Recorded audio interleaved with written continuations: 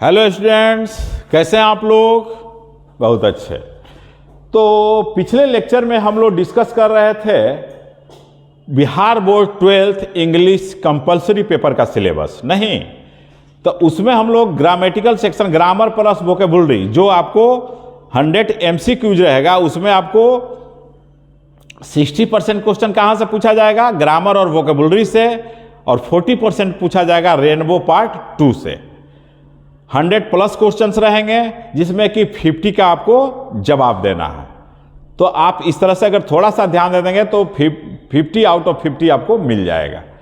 तो और उसके बाद है रेस्ट जो 50 है वो डिस्क्रिप्टिव टाइप है 50 मार्क्स का, तो हम लोग उसको आप लोग डिस्कस करेंगे। तो डिस्क्रिप्टिव टाइप में आपको पढ़ना है क्या क्या चीज, ये पहले देखिए, जो कि सेक्शन बी के अंतर्गत आएगा, क्योंकि सेक्शन ए में क्या था? MCQs था, और सेक्शन बी में क्या रहेगा? Descriptive type question. तो इसमें हम लोग देखते हैं कि क्या रहेगा कि एसे या पैराग्राफ राइटिंग, ये आपको पूछा जाएगा, जो 150 to 200 वर्ड्स में आपको लिखना है, जो कि 8 मार्क्स का होगा। आपको 5 क्वेश्चन दिए जाएंगे, ऑप्शन में 5 रहेंगे, आपको 1 पर जवाब देना होगा। ठीक है? उस तरह से प्रोज, जो कि रेनबो पार्ट 2, ये दोनों जो है कहां से है? आपके टेक्स्ट बुक रेनबो पार्ट 2 से रहेगा। ठीक है? तो रेनबो पार्ट 2 से प्रोज सेक्शन से आपको क्वेश्चन पूछे जाएंगे 1:4, फिर पोएट्री से 1:4। इसका मतलब क्या हुआ? यह है एक्सप्लेनेशन। एक्चुअली यह क्या है? एक्सप्लेनेशन है। तो एक्सप्लेनेशन में क्या रहता है कि प्रोज सेक्शन का या पोएट्री सेक्शन का 1-2 लाइन आपको दे दिया जाएगा और उसको आपको एक्सप्लेन करना है। तो एक्सप्लेन करना है, जो कि 4 नंबर का है, तो आपको उसमें कुछ लिखना भी पड़ेगा कि ये कहां से यह लिया गया है, यह लाइन किस चैप्टर का है और किसके द्वारा लिखा हुआ है, और इस लाइन के द्वारा जो दिया हुआ लाइन है उसमें राइटर या पोएट क्या कहना चाहता है, वही आपको लिखना है। अगर वो लिख दिए तो 4 में 4 मिल जाएगा। तो वह एक्सप्लेनेशन आपको प्रोज से रहेगा और एक पोएट्री से रहेगा। तो आपको इसमें भी 4-4 ऑप्शन रहता है। ABCD करके 4 क्वेश्चन रहेगा, इसमें भी ABCD करके 4 क्वेश्चन रहेगा, लेकिन आपको जवाब सिर्फ 1 का देना है। ठीक है? वो हम पढ़ाने लगेंगे जब टेक्स्ट, तो आप लोग को बता देंगे कि कौन कौन से लाइन पर आपको ध्यान देना है, वहीं से टकरा जाएगा, आप आसानी से बना लीजिएगा। ठीक है? उसके बाद देखिए लेटर और एप्लीकेशन। लेटर जानते ही हैं, फॉर्मल और इनफॉर्मल होता है, और एक एप्लीकेशन आएगा जो प्रिंसिपल के पास आपको लिखने के लिए रहता है, तो और करके रहता है। तो या तो लेटर का जवाब दीजिए या एप्लीकेशन का जवाब दीजिए। तो वो लिखने पर आपको कितने नंबर का है? ये 5 मार्क्स का है। कितने मार्क्स का है? 5 मार्क्स का है। उसके बाद हम लोग देखते हैं कि क्या है डिस्क्रिप्टिव में। अब देखिए प्रोज एंड पोएट्री हम यहीं पर लिख देते हैं।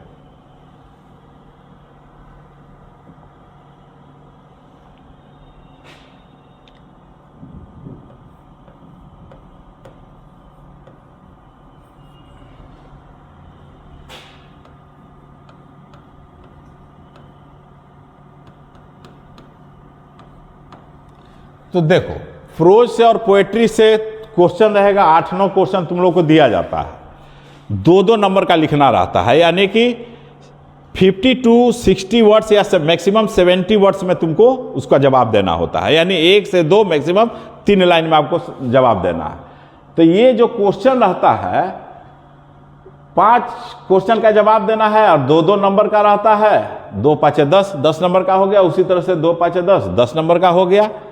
तो ये जो क्वेश्चन जो प्रोज और पोएट्री से जो रहता है, जो रेनबो पार्ट 2 है, उसमें तुमको ध्यान देना है www, ये याद रखना, www.com तो सब जानते हो आज के डेट में। तो इसमें भी www तुमको ध्यान देना कि ये www से क्वेश्चन रहता है। कहने का मतलब है कि who, what and why. Who, what और व्हाई से ही प्रश्न पूछा जाता है। और हु, व्हाट, व्हाई अगर हर एक चैप्टर का जान गए तो बस ये भी तुम्हारा आसान हो गया, और ये भी तुम्हारा 10 में 10 तुमको मिल जाएगा। Who has written this poem, what has been written, what message has been given in this poem, and why the writer has said honesty is the best policy, या what the writer has said. मान लो किसी chapter का रहेगा तो उसके message को दिया जाएगा, वह तुमको लिखना है। तो ये भी तुम्हारा 10 नंबर का हो गया। अब देखो 6 नंबर क्वेश्चन। 6 नंबर क्वेश्चन में फिर वही प्रोज आ गया, वही पोएट्री आ गया, एक आ गया हिस्ट्री ऑफ इंग्लिश। ये अलग बुक है, हिस्ट्री ऑफ इंग्लिश। इसमें क्वेश्चन रहता है जैसे note on dialects of middle English, note on importance of English, note on American English, note on importance of English in modern era. इस तरह का नोट तुमको लिखने के लिए आता है, ठीक है। तो ये बुक जो है कि स्कूल कॉलेज में पढ़ाया भी नहीं जाता है, लेकिन क्वेश्चन तो रहता है। पढ़ाया क्यों नहीं जाता, इसका वजह यह है कि ये जो 6 नंबर ऑप्शन है इसमें तुमको 3 ही का जवाब देना है, 3 ही क्वेश्चन का जवाब देना है। ए, बी, सी, डी, ई, एफ में किसी 3 का जवाब देना है। और तीनों में आसान क्या है, तो एक डी है, एक एफ है, एक और ई है। तो 3 ये बना दिए, तो ये टच करने का कोई प्रश्न ही नहीं उठता है। और ये मार्क्स फेचिंग भी होता है। यहाँ भी लिस्ट यही है, लिस्ट ए, लिस्ट बी, ठीक है।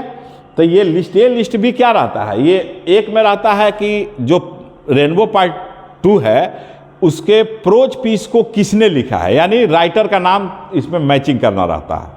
और इसमें पोएम और पोएट का नाम मैचिंग करना होता है। तो सारे स्टोरी और उसके राइटर का नाम याद कर जाओ, और जितने पोएम्स है उसके पोएट्स का नाम याद कर जाओ। दैट्स इनफ फॉर दीज 2, ठीक है। और ट्रांसलेशन भी बहुत आसान रहता है, जो तुम इजीली बना लेते हो। तो फिर ये सब बनाने का सवाल नहीं है, क्योंकि 3 ही प्रश्न का जवाब इसमें तुमको देना है। और ये 5-5 नंबर का रहता है, 3 जवाब देना है और 5-5 नंबर का रहेगा, यह 15 मार्क्स का हो गया। और एक क्वेश्चन रहता है कंप्रीहेंशन और प्रेसी राइटिंग से।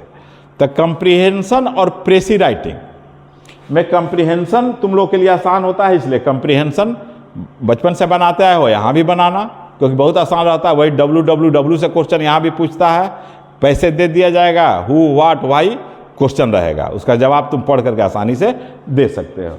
और ये तुम्हारा 4 नंबर का रहता है। अगर कंप्रीहेंशन रहेगा तो 4 क्वेश्चन रहेगा, WWW से क्वेश्चन रहेगा, चारों का जवाब उसको पढ़ के आसानी से दे दोगे। प्रेसी राइटिंग होता है एक्चुअली संक्षेपण।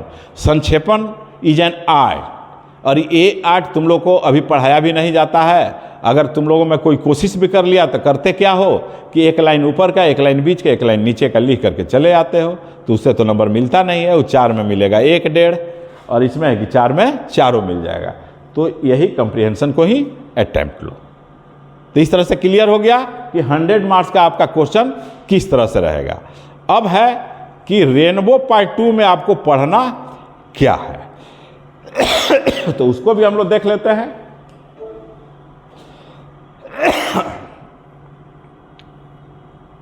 देखो कंटेंट्स क्या है, रेनबो पार्ट 2 का कंटेंट्स क्या है।